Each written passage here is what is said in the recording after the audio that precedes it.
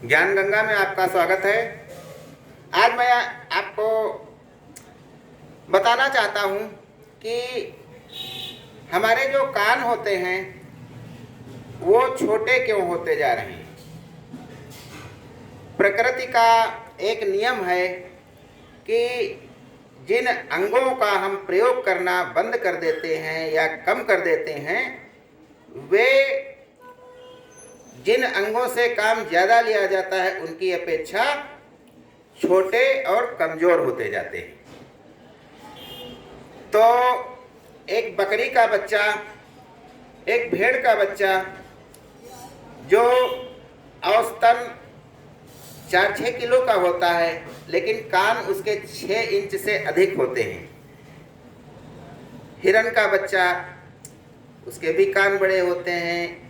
तो इस प्रकार से जो भी जिन जानवरों ने जो है अपने कानों से काम लिया और काम ले रहे हैं, क्योंकि उन्हें भय है। जब किसी का भय होता है तो वे भय के उद्गम स्रोत को जानने के लिए कानों का प्रयोग करते हैं। जैसे हाथी 3 किलोमीटर से दूसरे हाथियों की हलचल को जान जाता है।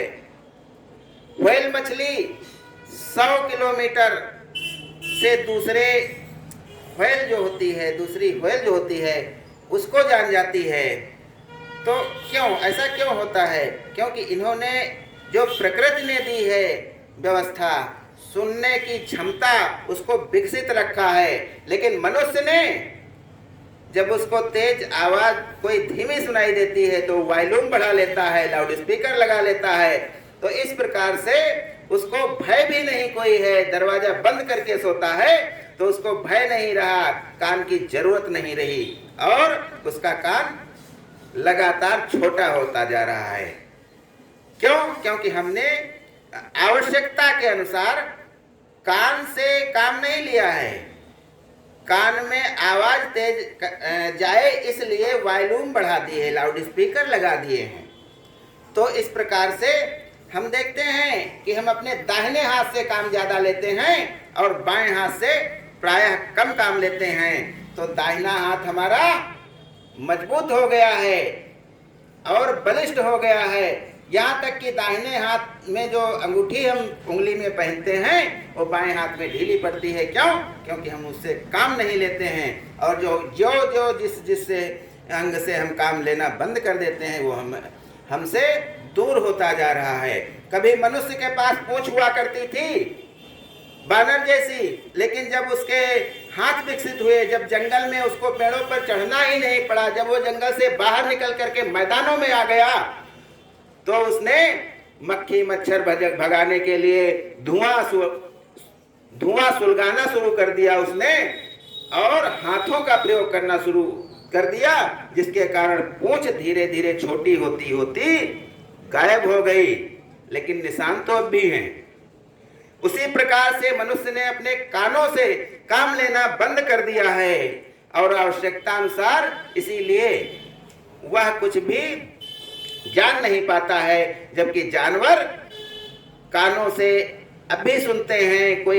कहीं कोई आवाज आती है तो कान को खड़े कर देते हैं, उनकी दिशाएं भी मोड़ देते हैं, इसलिए उनके कान विकसित और बड़े हैं। जबकि मनुष्य के छोटे होते जा रहे हैं। दाहिने अंग से बायां अंग कमजोर होता जा रहा है। तो हम जिस अंग से काम नहीं लेंगे वो अंग छोटा और कमजोर होता जाएगा। इसी का परिणाम है कि मनुष्य के कान दूसरे उससे छोटे जानवरों की अपेक्षा कमजोर होते हैं। इसी प्रकार से हम प्रकृति से ज्यों-ज्यों दूर होते जा रहे हैं त्यों-त्यों हमारी बीमारियां बढ़ती जा रही हैं।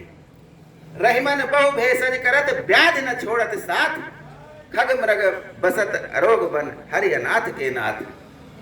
रहीमदास जी कहते हैं कि आदमी बहुत दवाइयां कर रहा है फिर भी बीमारियां नहीं जा रही हैं, लेकिन खग मृग पक्षी और पशु तो जंगल में रहते हैं, वे बीमार नहीं होते हैं। क्यों होंगे?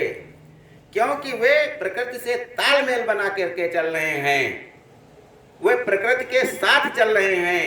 पानी प्राकृतिक पी रहे हैं, फिल्टर नहीं पी रहे हैं, खाना छना हुआ और तमाम प्रकार की सुविधाओं से युक्त, जीवाणु रहित, विषाणु रहित सब खा रहा है मनुष्य, लेकिन बीमारियां तब भी बढ़ रही हैं। जबकि हर जानवर जमीन पर पड़ा हुआ खाना खाता है, उसके साथ मिट्टी, पता नहीं कितने कीटाणु जीवाणु लगे होते हैं, फिर भी उसको वो नुकसान नहीं करता है। तो अब हम खग मृग मतलब पशु और पक्षी प्रकृति के साथ चल रहे हैं, इसलिए वो बीमार नहीं होते हैं। मनुष्य ने प्रकृति से दूरी बना ली है, वो एसी कमरों में रहता है, बाहर रहता है, रात रात जगता है, लेकिन उसने कभी चंद्रमा को नहीं देखा। ऊपर उठा करके सच पूछा जाए तो 90% मनुष्य कहेंगे कि हमने चांद को बहुत दिन से नहीं देखा है, सूर्योदय बहुत दिन से नहीं देखा है। तो ये सब बातें हमें बताती हैं कि हम प्रकृति से दूर होते जा रहे हैं। मनुष्य के कभी 2 दांत कुत्ते जैसे बड़े होते रहे थे, कृंतक दांतों के किनारे जो होते हैं, लेकिन अब वो भी छोटे छोटे हो गए हैं, लेकिन अपने निशान बने हुए हैं 2 दांतों के अलावा। इधर तीसरा दांत, इधर तीसरा दांत हमारा दिखाता है कि हम कभी जानवरों जैसे ही थे। तो हमें प्रकृति के साथ चलना चाहिए। छोड़ द्रुमों की मृदु छाया, तोड़ प्रकृति से भी माया, बाले तेरे बाल जाल में कैसे उलझाऊं लोचन। पंत ने कहा था कि हमें प्रकृति से तालमेल बना करके